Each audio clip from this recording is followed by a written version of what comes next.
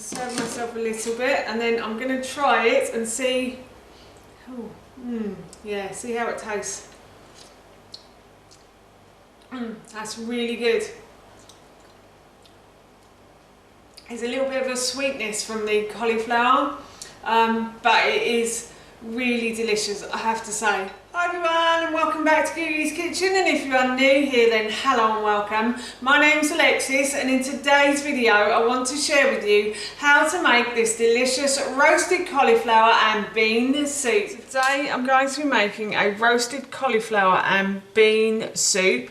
So for this recipe I'm going to be needing some beans. So I've got about 200 grams of dried beans here that I have soaked in the fridge overnight, and then I've just drained and rinsed them through the colander over the sink this morning. And now I'm just going to put them into the base of my pan like so, and I'm just going to go and get myself some water. I've added some water to the pan, but I do need a bit more. So with dried beans you normally need enough to cover the beans and then about 2 inches above that as well, so you do need plenty of water to cook the beans with. And then I'm going to add some bicarbonate of soda to that as well. So I'm just going to add a teaspoon of that to the water. And this is to help cook them and make them softer when they cook. Depending on how long you've had your beans will depend on how long you need to cook them for as well. I normally cook them until they're really soft. As I'm putting them in a soup, I don't need them to be sort of like intact, if you know what I mean, together or anything. They can be really mushy if they need to be. So I'm going to cook these until most of the water boils away.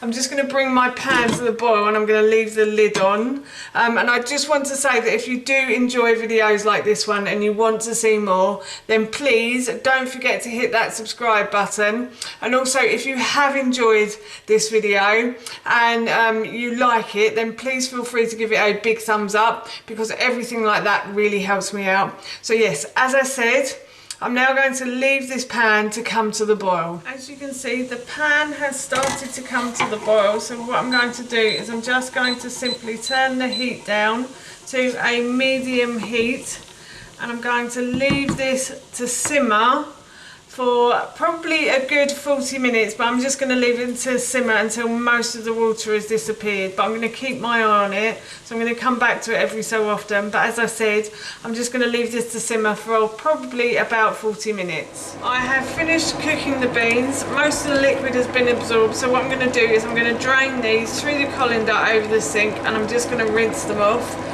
And then I'm going to start cooking the cauliflower and the other ingredients as well. Now that the beans are cooked and I've set them aside, I'm going to preheat my oven to cook the cauliflower. So I'm going to preheat the oven to 200 degrees. The oven has preheated, and while the oven was preheating I prepared my vegetables. So here I have one whole cauliflower that I've just simply cut into florets. They're not very evenly cut, but it doesn't really matter because we're going to blend all of these ingredients together at the end anyway. And then I have one onion that I've just simply peeled and cut into quarters. So I sliced it and then quartered the slices, the halves, and then I have about 4 cloves of garlic here as well. And I'm just going to put all of those ingredients into the baking tray. This is a Pampered Chef stoneware baking tray, and I have put it in the oven to preheat with the oven as well, so it is slightly hot at the moment. I'm just going to grab my oven gloves actually. You don't have to put your baking tray in, it's just it works a little bit better if I put it into the oven before I start cooking anything in it. So next I'm going to add some olive oil, so I'm going to just drizzle over some olive oil all over those vegetables. And then I'm going to add some salt, so quite a lot of salt. It really brings out the flavour of the garlic and the onions and the cauliflower if you add salt to this. And then I'm also going to add a little bit of pepper as well. Not too much, my son doesn't like food too peppery, so I can only add a little bit. And then I'm also going to add some dried mixed herbs as well. So I'm just going to, I'd say about a teaspoon if you're wondering. And then I'm just going to toss all of these ingredients together in the oil until everything is lovely and coated in all of the herbs and the salt and the pepper and the oil as well. I think that is done.